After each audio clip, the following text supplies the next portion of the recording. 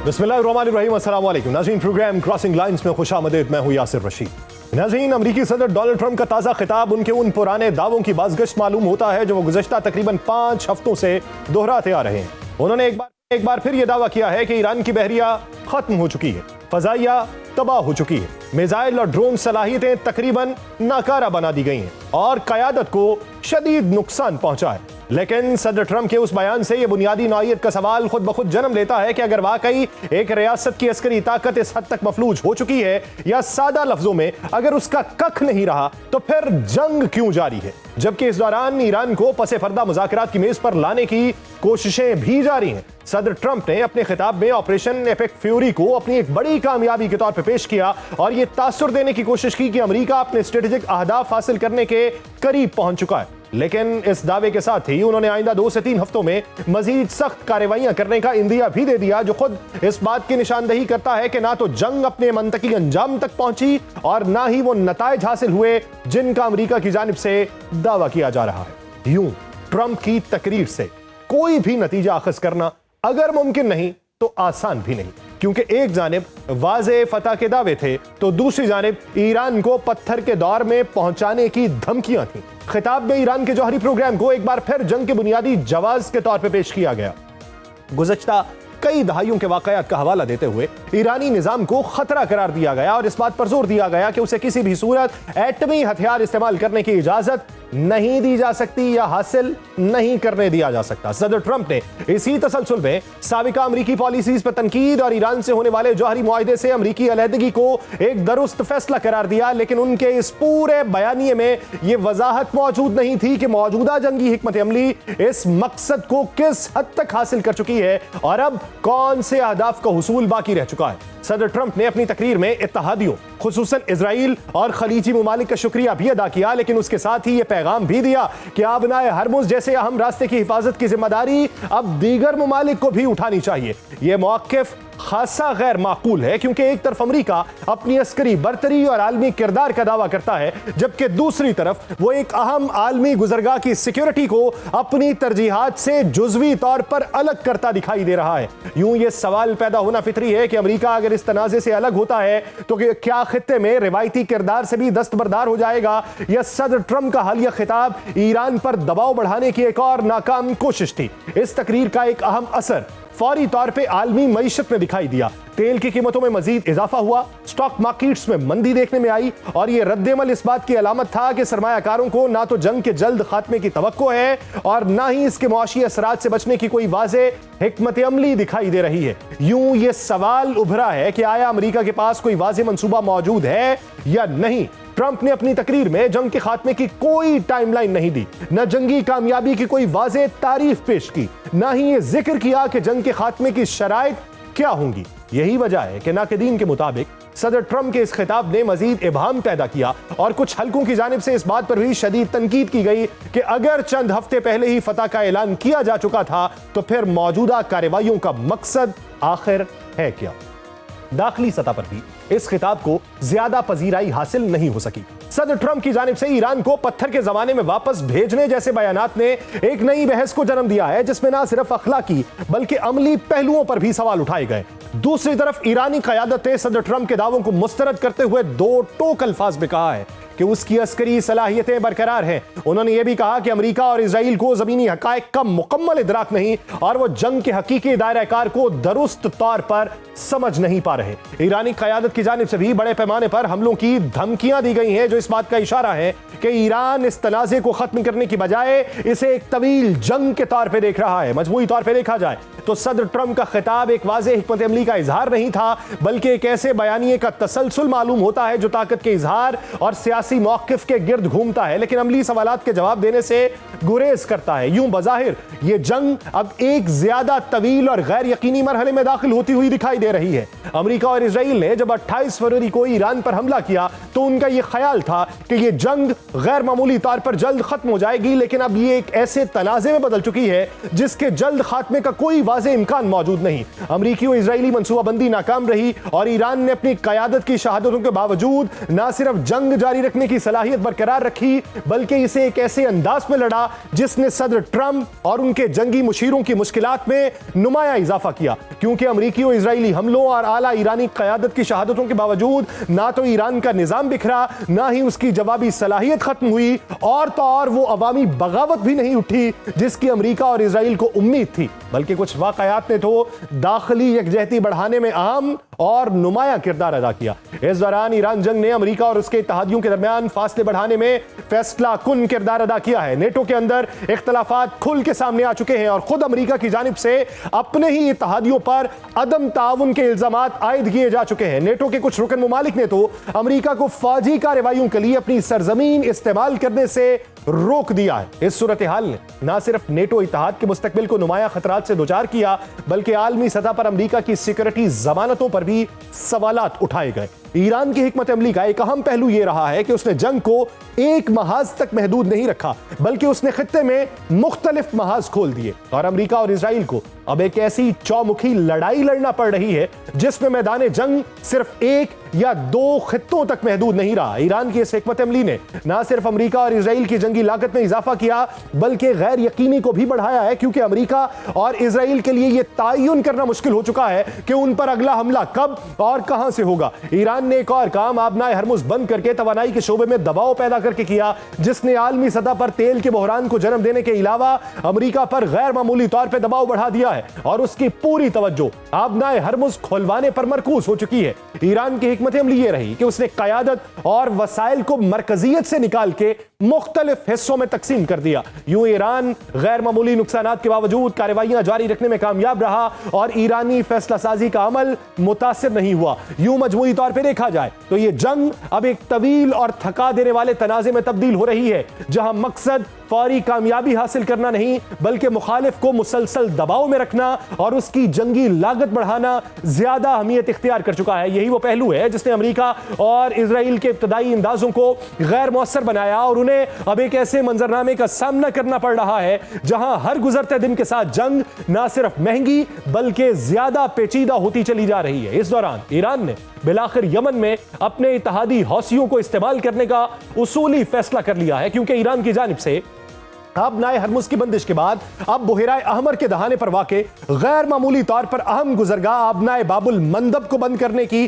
धमकी ने पूरी दुनिया के लिए खतरे की घंटी बजा दी है और बाबुल मंदब खलीज अदन को बुहेराए अहमर और फिर नहर सुवेज से जोड़ने वाली वो आबनाए जो आबनाए हरमुज की तरह सिर्फ 36 किलोमीटर चौड़ी पट्टी है लेकिन आलमी तजारत के लिए शहरक की हैसियत रखती है। 1869 में नहर सुवेज की तकमील के बाद यह रास्ता यूरोप और एशिया के दरमियान सबसे मुख्तसर समुद्री राब्ता बना और आज तकरीबन 1/4 आलमी बहरी ट्रैफिक और रोजाना तकरीबन 50 लाख बैरल तेल इस गुजरगाह से मगरिब की जानिब मुंतकिल होता है, जबकि आलमी माया कुदरती गैस की 8% तरसील भी इसी रास्ते से होती है। इदाद-ओ-शुमार के मुताबिक अगर ये आबनाए भी बंद हुई तो आलमी तेल की मजीद 12 से 15% सप्लाई मुतासिर होगी, जो पहले ही आबनाए हरमुज की सूरत हाल के बायस दबाव का शिकार है। ईरान की जानिब से मुमकिन तौर पर इस आबनाए को निशाना बनाने की हिकमत अमली में यमन के हौसी बागी कलीदी किरदार अदा कर सकते हैं, जो पहले ही बुहेराए अहमर के साहिली इलाकों पर असर रसूख रखते हैं। ये गिरोह माजी में भी इस खित्ते में अस्करी सरगर्मियां अंजाम दे चुका है।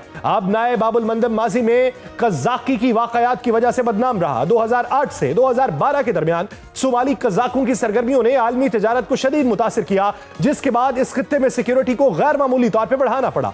आज अगर इस गुजरगाह में किसी भी सतह की रुकावट पैदा होती है तो उसके असरात फौरी तौर पर तवानाई की आलमी मंडियों में नजर आएंगे, जहां कीमतें पहले ही गैर मामूली उतार चढ़ाव का शिकार हैं।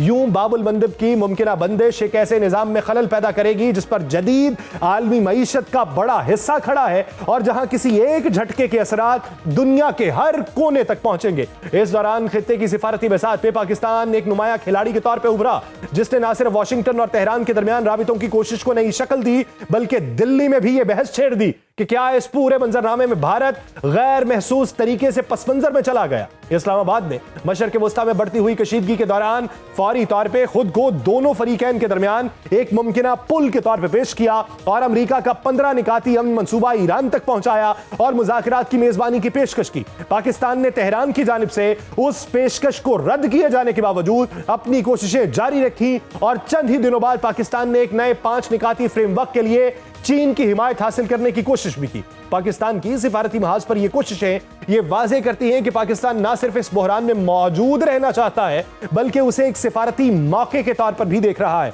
यह सूरत हाल भारत के लिए गैर मामूली और किसी हद तक परेशान कुन है, खासतौर पर ऐसे वक्त में जब उसके अमेरिका के साथ ताल्लुकात एक मुश्किल मरहले से गुजर रहे हैं, जबकि पाकिस्तान के डोनाल्ड ट्रंप के साथ ताल्लुकात बज़ाहिर गर्मजोशी पर मबनी है। इस बदलती हुई सिफारती तस्वीर ने भारत की स्ट्रेटेजिक कम्युनिटी के अंदर वाज़ेह तकसीम और इस तरह पैदा किया है। भारत में अपोजिशन जमातें और कुछ हल्के इस बात पे जोर दे रहे हैं कि दिल्ली को इस मौके पर ज्यादा मुतहर्रिक होना चाहिए था।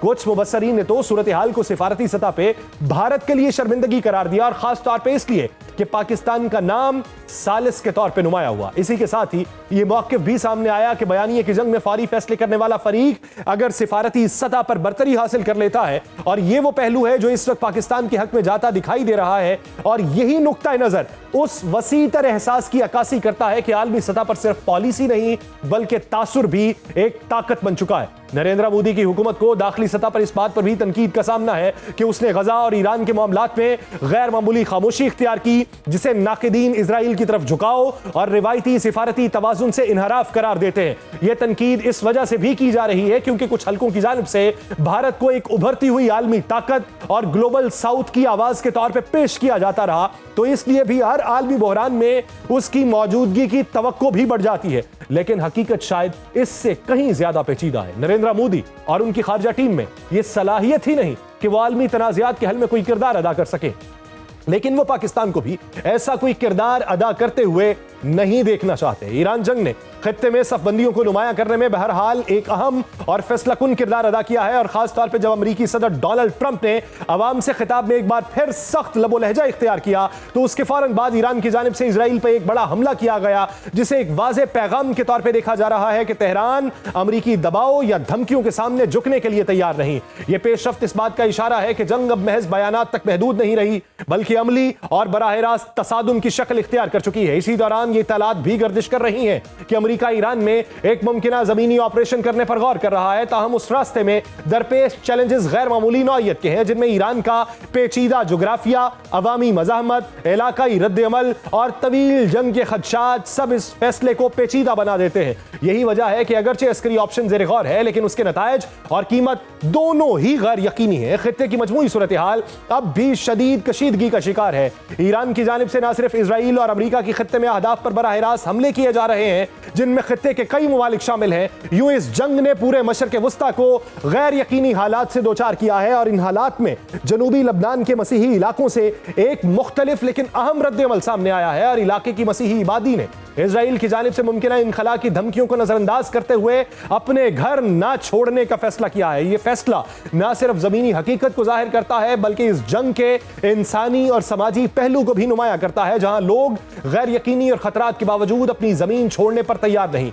यह तनाज़ा महज चंद ममालिक के दरमियान नहीं है बल्कि यह ताकत के आलमी तवाज़ुन को तब्दील कर रहा है। एक रिपोर्ट यह बताती है कि ईरान की हिकमत अमली पे रूस के असरात मौजूद हैं, जबकि बाज़ हल्के चीन के किरदार की जानिब भी इशारा कर रहे हैं। अगर ये इत्तलात दुरुस्त हैं तो उसका मतलब यह है कि यह जंग आलमी ताकतों के दरमियान एक वसीतर तसादुम का पेशखैमा होगी। अब सबसे बड़ा सवाल यह है, क्या जंग अगले चंद हफ्तों में किसी नतीजे तक पहुंचेगी, या ये दुनिया एक ऐसे तवील और खतरनाक मरहले में दाखिल हो रही है जहां तीसरी आलमी जंग का खदशा महज एक ख्याल नहीं बल्कि एक मुमकिना हकीकत बनता चला जा रहा है। इस मंजरनामे में बात की जाएगी एक शॉर्ट ब्रेक के बाद, कहीं नहीं जाएगा, स्टे विद अस।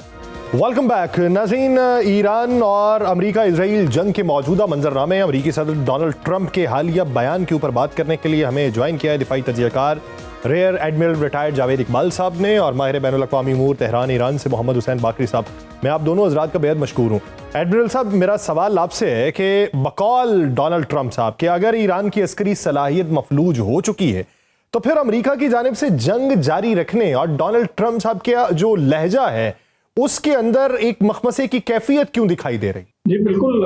ये जो कल इनका खिताब था, बल्कि आज सुबह पाकिस्तान में ये नशर हुआ, उसमें उनकी एक बेबसी बिल्कुल सामने नज़र आई कि मेरा तो ख़्याल है कि उन्होंने एक अप्रैल फूल का सा एक मैसेज दिया कि अभी बिल्कुल एक्सपेक्टेशन ये चल रही थी कि 6 अप्रैल को उन्होंने डेडलाइन दी है और वो कि इज़राइल और ईरान के दरमियान तबादला हो रहा है मिसाइल का, लेकिन अब कोई सूरत हाल निकलेगी कि मगर जो 15 नुकाती जो एक उन्होंने अपनी डिमांड्स दी थी, जो पाकिस्तान के थ्रू फिर चीन से भी उस पे मुशावरत हुई, उस मैसेज में, उस एड्रेस में उनका कोई ज़िक्र नहीं था। बल्कि वो तो एक अमेरिकन पब्लिक को लग रहा है कि वो खिताब कर रहे थे डोमेस्टिक ऑडियंस को, उनको वो जंग जस्टिफाई करते हुए नज़र आए कि ये पिछली जंगों से मुख्तलिफ है। पिछली जो है वो 200 दिन, कोई 300 दिन की बात कर रहे थे इराक और अफगान वॉर की। इसका उन्होंने कहा कि अभी इसको 32-33 दिन हुए हैं। फिर उन्होंने कहा कि हम अपने जो स्ट्रेटेजिक ऑब्जेक्टिव्स थे उसके अभी पूरे अचीव तो नहीं हुए, मगर उनके करीब पहुंच गए। फिर वो उनका गुस्से का बयान कि जी हम आपको स्टोन एज में भेज देंगे। तो मेरे ख्याल में उसमें अभी तक वो कहते हैं ना कि शॉर्ट वॉर जो है वो एक स्ट्रेटजी की रिप्लेसमेंट नहीं है। इसी तरह जितने मर्जी आप खिताब कर लें सदारती पोडियम से, वो एक जो मिलिट्री स्ट्रेटजी है, एक हिकमत अमली है, वो उसमें बिल्कुल नजर नहीं आ रही। इस वक्त ग्राउंड ट्रुप्स के लिए भी पोस्चरिंग जारी है। जो ट्रिपोली है उनका जहाज जो कि 2500-3000 बैरियर्स लेकर पहुंच गया हुआ है। मेरीन एक्सपीडिशनरी यूनिट के छाता बरदार जो कमांडो उनकी जो फोर्स है वो भी मिडिल ईस्ट में पहुंच चुकी हुई है। लेकिन इस वक्त ये बड़ा क्लियर नजर आ रहा है कि ये गीदड़ बकरियां हैं, क्योंकि इस स्टेज पे किसी भी ग्राउंड ऑपरेशन का पर्शियन गल्फ के अंदर या कर्ग आइलैंड पे या किसी और जजीरे पे कोई भी इकदाम उनका एक सुसाइडल एक्ट ही तस्वर किया जाएगा, क्योंकि इस वक्त ईरान वो तो हातमी साहब भी जो उनके आईआरजीसी के कमांडर हैं, जो एक्स मजबूत है डिफेंस और मिनिस्टर भी उन्होंने रह एक चुके हैं, वो तो ये कह रहे हैं कि यहाँ पे अगर आप कोई बंदा लेके आएंगे तो फिर यहाँ से एक भी फौजी जो है वो जिंदा वापस नहीं जाएगा। मोहम्मद हुसैन बाकरी साहब, मौजूदा सूरत हाल ईरान की क्या दिखाई देती है? इत्तलात तो ये हैं कि 13,000 के करीब जो घर हैं उनको नुकसान पहुंचा है, जिसमें जुज़वी नुकसान भी है, मजमूई तौर पर भी है। हज़ारों अफराद जो हैं वो बेघर भी हैं, लेकिन इस सब के बावजूद सड़कों का अगर मंजरनामा देखें रात के औकात में, तो वहां पे लगने वाले जो नारे हैं वो माजी की निस्बत ज्यादा पुरअज़्म दिखाई दे रहे हैं। तो इस वक्त ईरान की तैयारी, बकौल जो आपके उमूर खारजा के वजीर हैं, उनका ये कहना कि 6 माह से ज्यादा की हमारी तैयारी है, तो अब तैयारी में क्या तब्दीली आई है? बिस्मिल्लाहिर्रहमानिर्रहीम। आपको और आपके मुअज़्ज़ज़ गेस्ट और पाकिस्तानी अवाम को तेहरान से अस्सलाम वालेकुम। वालेकुम अस्सलाम। ईरान की जो तैयारी है वो 6 महीने या साल की नहीं है। जब तक ये जंग लड़ी जाएगी, इनके ऊपर फायर होता जाएगा, ईरानी अवाम इसका भरपूर जज्बे के साथ जवाबी कार्रवाई करते रहेंगे। लेकिन अनफॉर्चुनेटली कल से हम देख रहे हैं कि ये जंग अब बुनियादी ढांचों के ऊपर और स्पेसिफिक असैसिनेशंस के ऊपर उतरी हुई है। स्पेसिफिक असैसिनेशन इसराइल कर रहा है, जैसे इन्होंने कल डॉक्टर सादिक कमाल फर्राजी साहब को अहलिया के साथ उनकी फैमिली के ऊपर अटैक किया, और वो मेरा ख्याल अभी मेरे पास जो लेटेस्ट कंफर्मेशन आई है वो शहीद भी हुए हैं। वो एक बहुत ही माकूल शख्सियत हैं जो कि मुज़ाकरात के हवाले से भी बहुत अहम किरदार अदा कर रहे थे, और पाकिस्तान के ऊपर जो मुज़ाकरात हो रही थी, पाकिस्तान का इनिशिएटिव जो था, इसको ईरान के अंदर देख रहे हैं। तो इसराइलियों ने इनको जानबूझ कर टारगेट करके हर किस्म की जो नेगोशिएशन है उसको डीरेल करने की कोशिश की है। उसके साथ साथ आज जो बुनियादी ढांचों के ऊपर ये जो पुल था करज के पास, तेहरान के पास, इसको जो इन्होंने नुकसान पहुंचाया है, और ईरान ने भी बहुत क्लियरली कहा है कि हम इसका बदले में एक पुल होता है किंग फहद कॉजवे, जो बहरीन और सऊदी अरेबिया को मिलाते हैं, वाहिद रास्ता है बहरीन और सऊदी अरब के लिए, तो हम उसको हिट करेंगे। तो बुनियादी ढांचों पे जब बात पहुंचती है, मेरा ख्याल है अब ये जंग कोई रुकने की बात और रुकने की अंदाज नहीं है इसकी, ये बहुत आगे जा रहा है। लेकिन इसमें आपको एक और खबर भी दे दूं, जो लेटेस्ट मेरे पास अभी मैंने अपडेट्स ली है।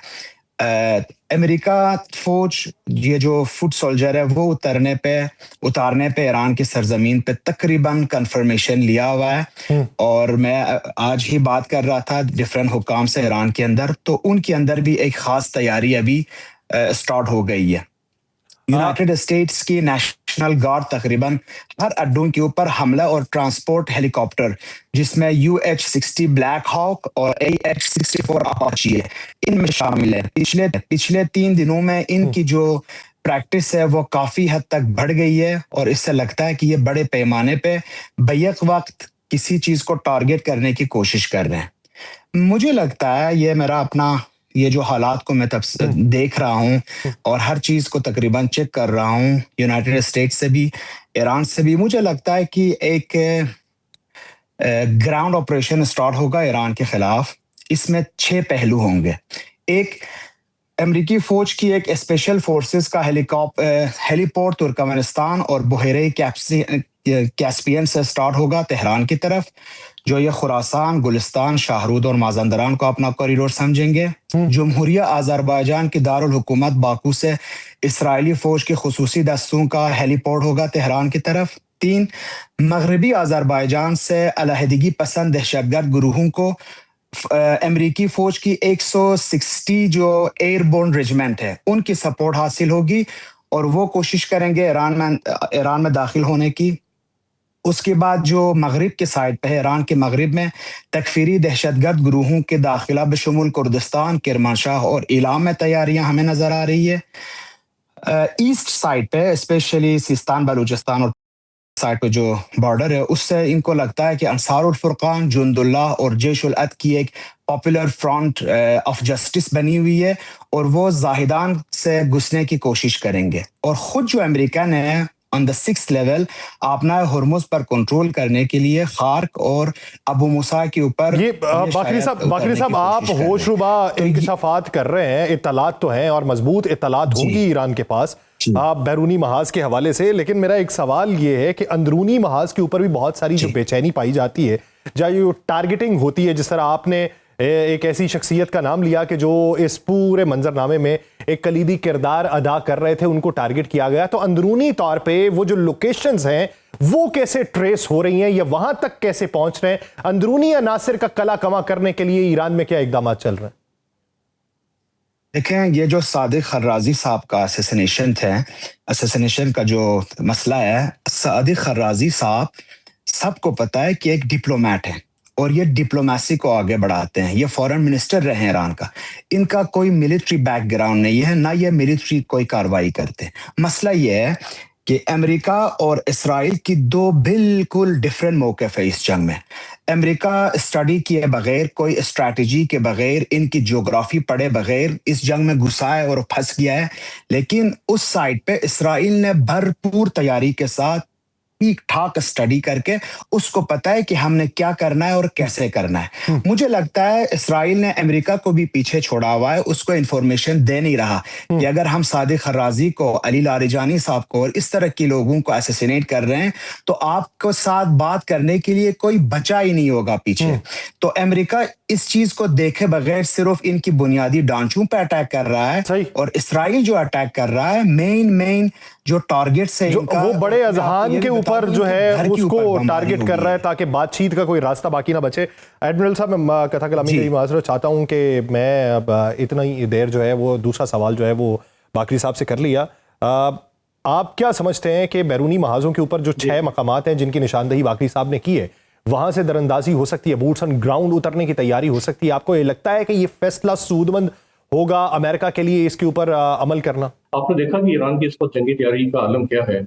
उन्होंने अपने एक बसीज फोर्स को भी एक्टिव में ले आए हैं। तकरीबन 1 मिलियन पर्सन की एक वो पीपल्स वॉर कॉन्सेप्ट पे उन्होंने पूरी कौम जो है वो उठ खड़ी हुई है तो उसके खिलाफ, और वो भी अपनी फौजों को डिवाइड करके और 6 जगह से एक पिन ब्रेक अटैक्स होंगे। मेरे ख्याल में उनका कोई मिलिट्री ऑब्जेक्टिव नहीं होगा, वो एक नोशन ऑफ विक्ट्री, एक फतह का एक शादियाना मेरे ख्याल में वो उसको बनाने की कोशिश करेंगे कि हाँ हमने ये इंसर्शन की और कुछ टारगेट्स जो है टैक्टिकल किस्म के तबाह किए। एक उनका बड़ा डिक्लेयर्ड ऑब्जेक्टिव है कि वो जो अफजुदा यूरेनियम है जो उस वक्त जमीन के नीचे दबा हुआ है मिलिट्री स्ट्राइक के नतीजे, उसको रिकवर करना और उसको लेके जाना। लेकिन मेरे ख्याल में इतनी छोटी फोर्सेस और इस तरह ईरान के वस्त में और हैवीली डिफेंडेड टारगेट के ऊपर ये ग्राउंड ऑपरेशन करती है नामुमकिन सी बात लग रही है। लेकिन इससे मेरे ख्याल में वो एक एग्जिट स्ट्रेटेजी लेंगे और फतह का ऐलान करेंगे और फिर शायद वो एक्टिव ऑपरेशंस को टेम्पो स्लो कर दें। सही। बाकरी साहब, आप क्या समझते हैं? ठीक है, खार्ग आइलैंड से भी कोशिश करेंगे तो मेरे ख्याल में वो गैलीपोली की कहानी उनके सामने है कि जब 1915 में फ्रांस और बरतानिया ने मिलकर इसी तरह ही एक नैरो स्टेट्स ऑफ डार्डनलेस उनको कहते हैं, तो वहां पे उन्होंने टेक ओवर करने की कोशिश की, अपनी फोर्सेस उतारने की कोशिश की। उनको 2.5 लाख फौजियों की हलाकतें हुई अमेरिका और उनकी यूनाइटेड किंगडम यहाँ पे सवाल ये पैदा होता है कि क्या अमेरिका जो है वो बॉडी बैग्स उठाने की हिम्मत रखता है? ये एक बुनियादी सवाल है, क्योंकि 50,000 के करीब अगर आप नफरी यहाँ पे रखेंगे, मेरीन्स को उतारेंगे, पैराट्रूपर्स को उतारेंगे और अपने लोग जो हैं उनको एक ऐसी सरजमीन पे उतारेंगे जहां से जवाब आपको ये दिया जा रहा है कि एक भी जिंदा बच के वापस नहीं जाएगा, तो फिर ऐसी हमाकत करने की जरूरत क्यों आएगी? बाकरी साहब, मेरा सवाल ये है कि आप के मुल्क की तरफ से जिस तरीके से रिटेलिएट किया गया है उस पे तो अमेरिका भी हैरान है और इजराइल भी हैरान है और उनके इत्तेहादी भी, लेकिन उनको शक भी है। उनको शक ये है कि ईरान को जो सहूलत है वो या तो चाइना ने मुहैया की है या उसके पीछे रशिया की कहीं ना कहीं कोई इन्वॉल्वमेंट मौजूद है। अब इस ज़मन में अब्बास इराक्ची साहब तो बारहा मवाक़ों के ऊपर इशारा तो दे चुके, लेकिन खुलेआम तस्लीम नहीं किया गया। तो आप क्या समझते हैं कि वहां के जो अवाम है आपके मुल्क के, उनकी राय क्या है कि कुली तौर पे ईरान ही खड़ा है या फिर वो ये समझते हैं कि ऐसी सूरत हाल में तमाम दोस्तों ने साथ नहीं छोड़ा, कोई ना कोई तो साथ खड़ा रहा? सेंटिमेंट के ऊपर तो बहुत तबसरे हो सकते हैं। देखें, याद रहे, मैं ना कोई सहाफ़ी हूँ, ना मैं कोई इस तरह की रिपोर्टिंग करता हूँ। मेरा काम होता है, मैं फोरम चलाता हूँ और चीज़ों को बहुत डीप डाउन जाके देखता हूँ। रियलिटी में अगर आप चेक करें तो चाइना और रशिया ने अगर मदद की भी है तो मोस्टली फाइनेंशियल एंड डिप्लोमेटिक मदद से। हाँ, ये भी खबर हमें पहुंची है कि चाइना की जो सबसे बड़ी चिप मैन्युफैक्चरिंग कंपनी है, इन्होंने कुछ आलात दी है टेक्नोलॉजी के साथ ईरान को, ताकि वो अपने जो लेटेस्ट मिसाइल्स हैं उनमें लेटेस्ट चिप यूज कर सके। उस हद तक ठीक है, लेकिन बाकी जो जंग लड़ी जा रही है, आपको मैं कंफर्मेशन के साथ बता सकता हूं कि ये जंग ईरान अकेला ही लड़ रहा है। हाँ, अपने मुजाहिमती ग्रुप और वाबस्ता जो इत्तेहादी हैं, जैसे लुबनान में बहुत आला कारकर्दगी रही उनकी, यमन की हुसीज और इराक के अंदर भी जो हश्द-उश-शाबी और दूसरे ग्रुप से कताइब हिजबुल्लाह है, इन्होंने बहुत जबरदस्त साथ दिया ईरान के साथ।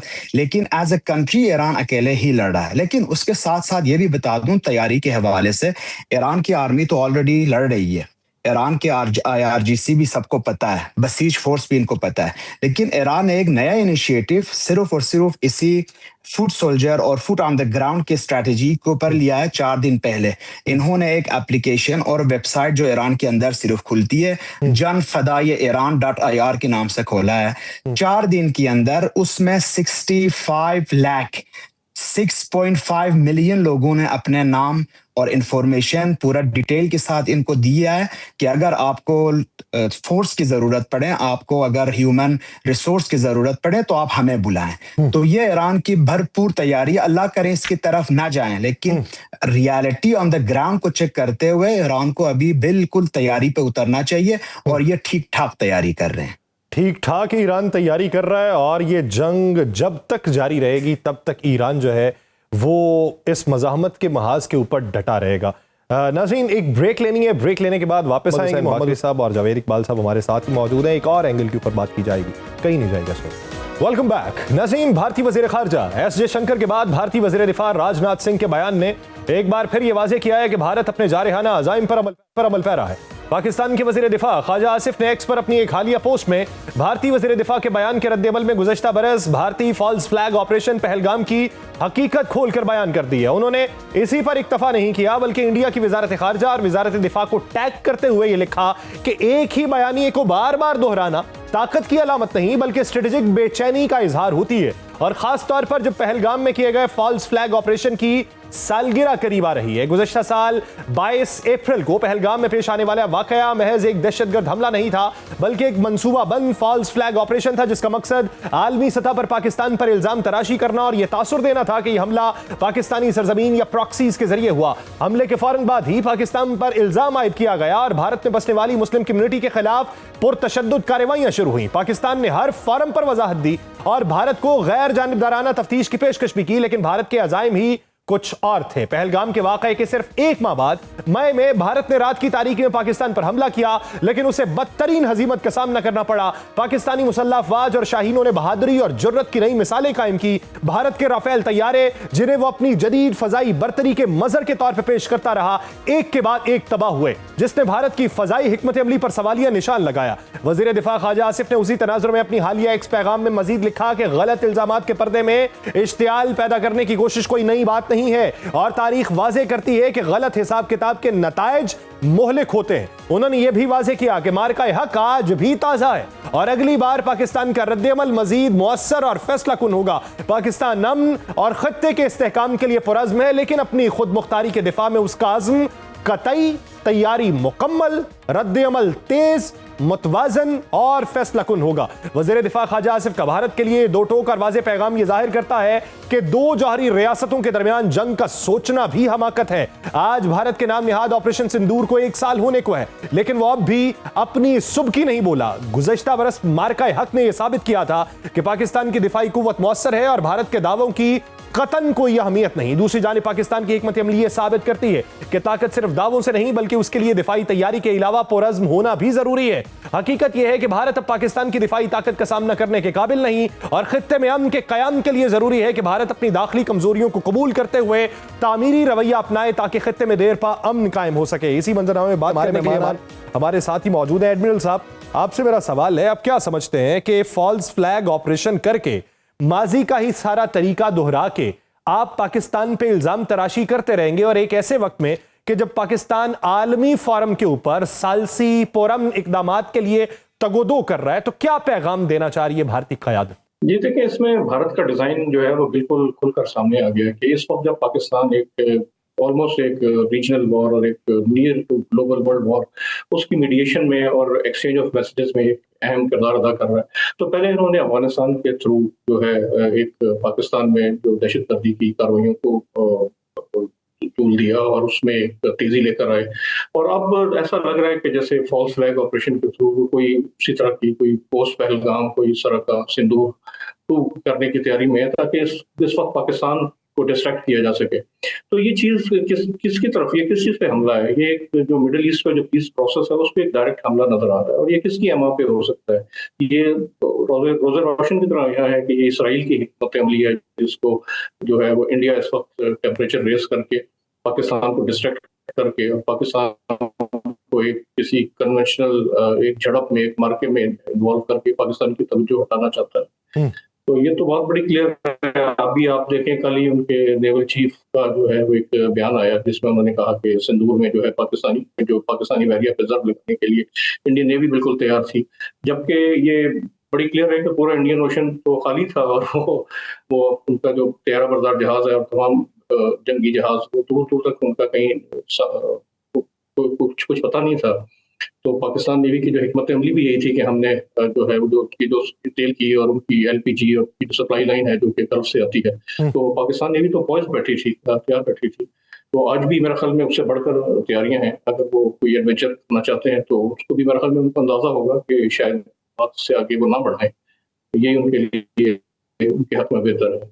सही। बाखरी साहब, ऐसे वक्त में कि जब आपके हमसाया ममालिक जो हैं आपसे राबिते में भी हैं, चाइना भी आपसे राब्ते में है, पाकिस्तान भी कोशिशें कर रहा है कि किसी तरीके से मामला जो है वो खुशअस्लूबी से हल हो जाए, मामला फहमी से हल हो जाए, और उसके लिए जो तगोदो की जा सकती है वो पाकिस्तान कर रहा है। भारत के साथ आपके ममालिक के बहुत अच्छे ताल्लुकात थे, चाबहार का मंजरनामा हो या वैसे स्ट्रेटेजिक मामलात हो या इन्वेस्टमेंट के हवाले से हो, लेकिन 12 रोजा जंग के बाद सूरत हाल बहुत ज्यादा बिगड़ी या कहीं ना कहीं पे रेफ्ट जरूर देखने में आई है। मौजूदा सूरत हाल में भारतीय किरदार को ईरान किस नजर से देख रहा है कि खित्ते के कई ममालिक हैं जो दूसरी सफ के अंदर मौजूद हैं, कई ममालिक हैं जो आपसे हमदर्दी कर रहे हैं, कई ममालिक हैं जो बीच का रास्ता निकाल रहे हैं, भारत क्या कर रहा है आपकी नजर में? भारत की स्पेशली 12 रोजा जंग के बाद और नरेंद्र मोदी के जो सफर था इसराइल और तल अवीव में नेतन्याहू के साथ मुलाकात के बाद, ईरान के अंदर बिल्कुल कोई ट्रस्ट नहीं है इंडिया के ऊपर, और ये सारे बात कर रहे हैं चाबहार पोर्ट को ये अब इनके हवाले नहीं करेंगे, आगे इनके साथ नहीं जाएंगे। तो दूसरी जो बात है, पाकिस्तान का जो इमेज है ईरान के अंदर, वो किसी और कंट्री के साथ आप कंपेयर कर ही नहीं सकते। लेकिन दूसरी जो बात है, अगर आजकल आपको कोई खबर नजर आ रही है कि इंडिया की शिप्स भी हॉर्मुज, स्ट्रेट ऑफ हॉर्मुज से गुजर रहे हैं, तो ये प्योर बार्गेनिंग है। ईरान बहुत सारा फायदा उठा रहा है इससे। इनकी जो सैंक्शंस ऑयल टैंकर्स थे जो कि इंडिया में फंसे हुए थे, उन सबको इन्होंने निकाला है और इनको बहुत ज्यादा लुक्रेटिव मार्केट मिल गई है कि ये जो अभी 7 साल से इनके तेल नहीं खरीद रहे थे, ये $100 पे तकरीबन आजकल इनके साथ मुज़ाकरात भी है, मेरा ख्याल फाइनलाइज भी हो गया। तो ये याद रखें कि ईरान अभी इस वक्त इंडिया को एज ए दोस्त नहीं देख रहा है, सिर्फ एज ए बार्गेनिंग चिप देख रहा है और इसके साथ बार्गिन करके अपने मफादात और अपने मुतालिबात निकाल रहा है। लेकिन पाकिस्तान के साथ कोई बार्गेनिंग नहीं हो रही है। और ये भी याद रखें, जिस तरह पाकिस्तानी अवाम और गवर्नमेंट ने ईरान के साथ दिया है, इसके बाद ईरान की foreign policy regarding China, regarding Pakistan and regarding India, मेरा ख्याल है कि 100% तब्दील होगी। अब इनको पता होगा कि कौन इनका दोस्त है और कौन इनका दुश्मन। अब पता होगा कि कौन दोस्त है कौन दुश्मन। एडमिरल साहब, मौजूदा सूरत हाल में भारत की जानिब से फॉल्स फ्लैग कोई अटैक हो सकता है, इसकी इत्तलात तो कई दिनों पहले से थी, लेकिन इस मौजूदा मंजरनामे में भारत अगर ये सब कुछ प्लान करता है तो इसके पीछे की आपको वजूहात क्या दिखाई देती हैं? कि क्या किसी और के इशारे पर भी हो सकता है कि बातचीत के हवाले से पाकिस्तान जो तैयारी कर रहा है या जो सहूलियात जो हैं वो इस वक्त वज़ा कर रहा है, उससे इसकी नजर हटा के अंदरूनी मामलात की तरफ भटकाई जाए? जी बिल्कुल, जैसे कि मैंने अभी थोड़ी देर पहले बयान किया कि इस वक्त ये डिज़ाइन में ये बड़ी चीज़ क्लियर हो गई है कि ये इंडिया किसकी एमा पे ये हरकत कर रहा है। फॉल्स फ्लैग का एक इंटेलिजेंस सूरत सामने आई है, क्योंकि इसका फ़ायदा किसको होगा? इसका फ़ायदा डायरेक्टली इसराइल को होगा। उसका जो एक ग्रेटर डिज़ाइन है कि मिडल ईस्ट को डिस्टेबलाइज किया जाए, तो उसमें जो पाकिस्तान में इस वक्त एक लीडिंग किरदार अदा कर रहा था, उसको अगर डिस्ट्रैक्ट कर दिया जाएगा तो वो जो एक मुसालिदी कोशिशें हैं वो भी उनके मान पड़ने का खदशा है। और मेरे ख्याल में इसराइल को इस वक्त सबसे बड़ा खतरा इसी तरह से है कि किसी न किसी तरह कहीं जंग को इस नौयत पे लेके आ जाए कि ईरान की ताकत को मुकम्मल तौर पर मलियामेट किया जाए, ताकि वो जो ग्रेटर इसराइल का जो डिज़ाइन है उसमें कोई वो रुकावट पैदा न कर सके। तो अगर इस वक्त इंडिया जिसने पहले अफगानिस्तान के थ्रू जो है पाकिस्तान को डिस्टेबलाइज करने की कोशिश की, एक जैसी जंग शुरू हुई आप देखें कि सिंक्रोनाइजेशन कितनी क्लोज थी कि इधर अफगानिस्तान के साथ ऑपरेशन शुरू होता है और उधर ईरान के ऊपर हमला हो जाता है।